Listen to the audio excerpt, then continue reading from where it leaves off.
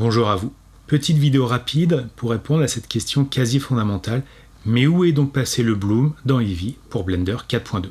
Nous voici dans Blender avec comme illustration cette magnifique image de Daniel Blistedt qui a d'ailleurs servi de splash screen pour la version 2.90.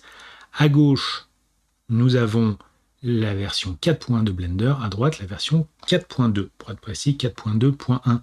Pourquoi le bloom disparaît de la version 4.2 ? Eh bien tout simplement c'est un changement fondamental dans le moteur Eevee où le post-processing avait lieu directement dans l'interface pour ce qui est de la version 4.1 où nous avions directement nos différents éléments de post-processing ici, y compris notre fameux bloom.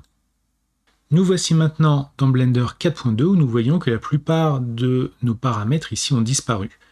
Ils ont disparu en faveur d'un système de ray tracing, de lancer de rayons, qui va remplacer 90% de ce que nous faisions avant directement ici. Si je l'active, vous allez voir à l'image la gestion de l'ambient occlusion, la gestion des réflexions, tout ça est pris directement au compte ici, sauf le bloom. Et pour cela, on va se rendre dans la partie compositing. Si ça n'est pas le cas avec votre image, pensez bien à l'activer ici.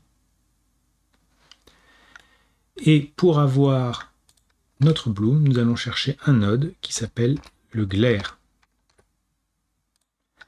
Ce glare, dans notre Blender 4.2, s'est vu doté d'une nouvelle catégorie qui s'appelle le bloom, tout simplement, qui nous permet de retrouver l'effet que nous avions précédemment. Pour le voir en temps réel dans notre interface, nous devons maintenant aller ici dans les propriétés du shading et activer le compositor, soit dans la caméra uniquement, soit partout. Allons-y pour partout. Et voilà! Évidemment, c'est un petit peu fort, il va falloir effectuer un peu de réglage. Mais dès lors, nous avons ce magnifique effet de bloom dans Blender 4.2.